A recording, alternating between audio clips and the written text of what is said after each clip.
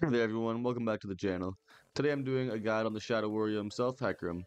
Whether you're a jungle main looking to stomp your way through the rift, or just interested in learning more about this fearsome champion, you come to the right place. But before we charge into battle, make sure to smash that subscribe button and ring the notification bell so you never miss out on our future guides and content. So, Hecarim's a powerful jungler known for his devastating engage potential and incredible mobility. Hecarim's Q Rampage does AoE damage and applies stacks of Rampage.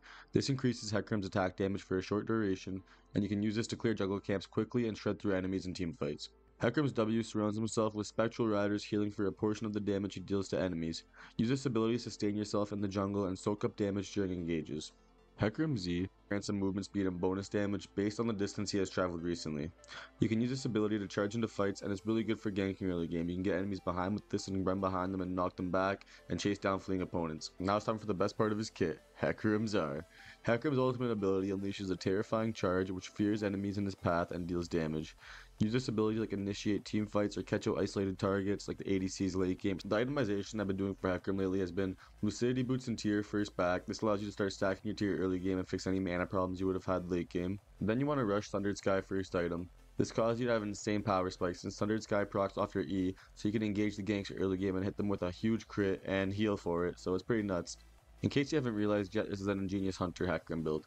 So it's going to be playing off cooldown, so you're going to go from the Sundered Sky into the Mana Mune, and then it's going to have a Mirror Mana, and then you're going to go into Eclipse, and then after you get that Eclipse, you're going to have insane damage playing off those three passives together. Then you're going to go into Styrics Gauge, and that gives you survivability against any AD they have, and if they have a bunch of AP heavy teammates, then you can go with Mob Memorius instead, just depends on the comp really.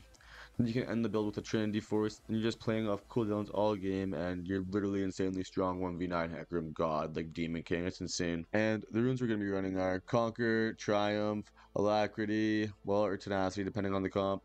Last Stand, then you want to go with the Domination and take Eyeball Collection, then of course your good old Ingenious Hunter, Double Adaptive with Scaling Health.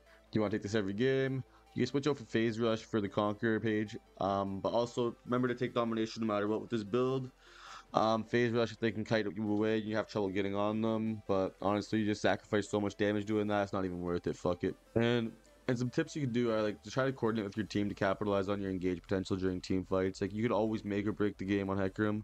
It's kind of crazy. You can use Hecarim's mobility to control vision also on objectives and set up ambushes early game, late game, mid game, anytime in the game really. Don't be afraid to tower dive with Hecarim's tankiness and burst damage. You have that Styrics Gauge. Don't be afraid to take some damage. Make sure you get that passive off. It's going to be right back up with your Ingenious Hunter. But always assess the risk before committing, of course. Oh, last thing, by the way.